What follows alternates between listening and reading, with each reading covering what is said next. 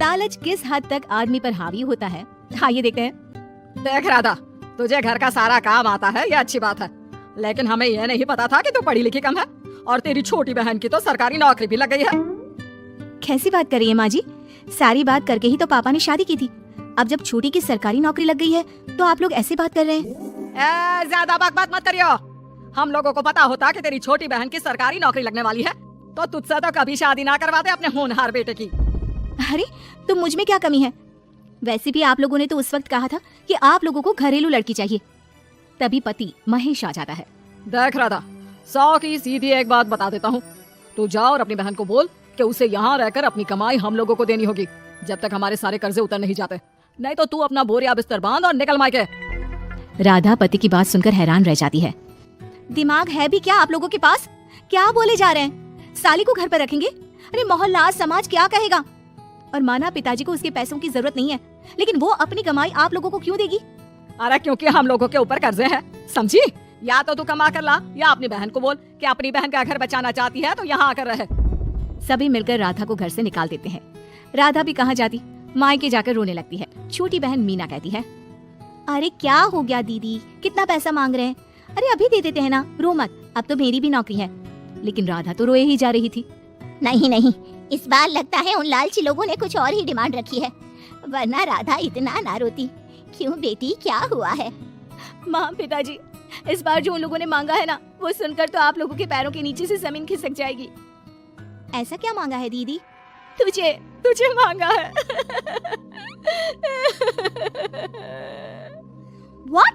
What nonsense? दीदी क्या बोल रही हो, समझ रही हो?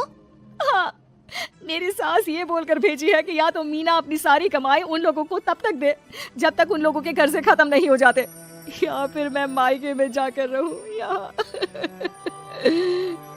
क्या मजाक बना रखा है, ऐसा होता है क्या कहीं? अरे शादी की है, कोई आलू टमाटर थोड़ी है कि अदला बदली कर लो। छोटी बहन शांत होती है। माँ पिता बड़ी को समझा रहे होते हैं और वो रोए ही जा रही थी। तभी छोटी बोलती है, पापा मैं दीदी के साथ जाऊंगी। क्या पागल है क्या? अरे दुनिया क्या बोलेगी? माँ वो लोग सिर्फ मेरे पैसे चाहते हैं ना। अरे वो तो वो लोग यहाँ से भी ले सकते थे छोटी, फिर वहाँ क्यों बुला रहे हैं तुझे? माँ वो कह रहे थे कि हमें पता होता कि छोटी की सरकारी नौकरी लग जाएगी तो उसी से करवा देते उनके होनहार बेटे की शादी। हाँ, और मैं जैसे उस लपड़गंजू से शादी कर लेती। लपड़गंजू? अगर वो लपड़गंजू है तो मेरी शादी क्यों करवा दी? मैं नहीं जाने वाली वापस।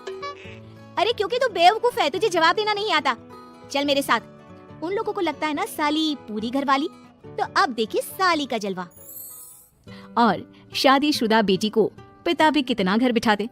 उसके ससुराल जाते हैं दोनों बेटियों के साथ। आइए ले आए अपनी कमाओ बेटी, ये अच्छा किया। समझदार आदमी की पहचान यही तो होती है। मुझसे बात करिए ना, मैं रहने आ रही हूँ इस घर में तो मेरी कुछ शर्तें रहेंगी।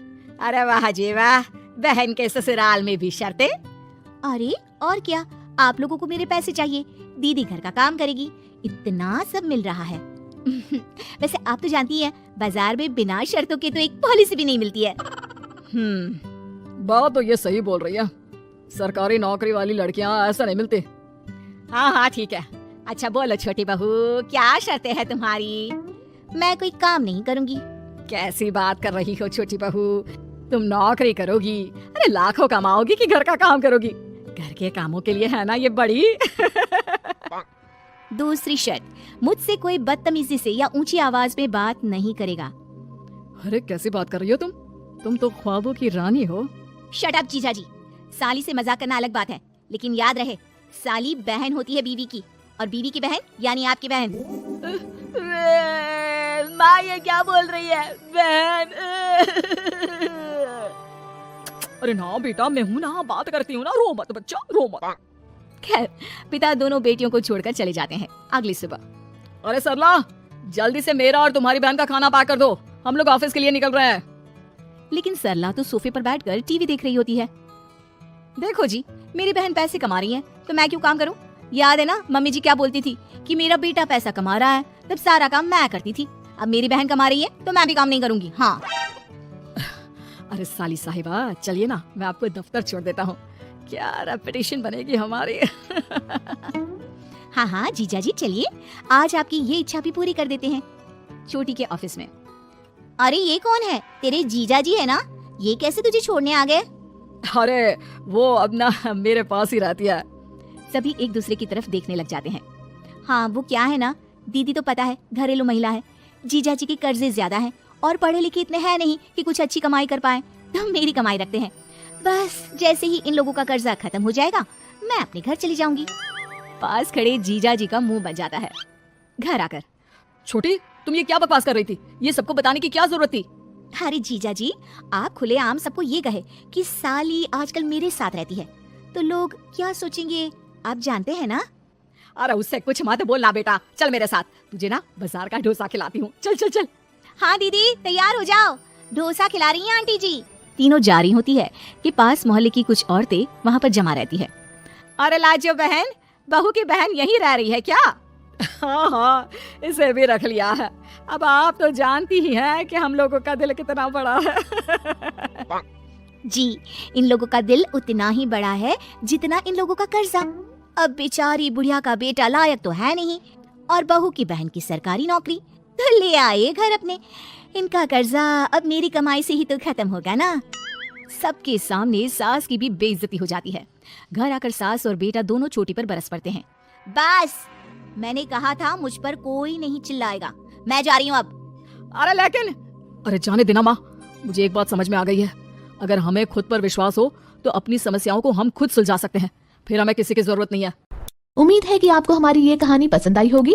कृपया हमारे चैनल को सब्सक्राइब करें और सभी अपडेट्स के लिए बेल आइकन जरूर क्लिक करें। और हाँ, वीडियो लाइक और शेयर करना मत भूलिएगा। Bye bye.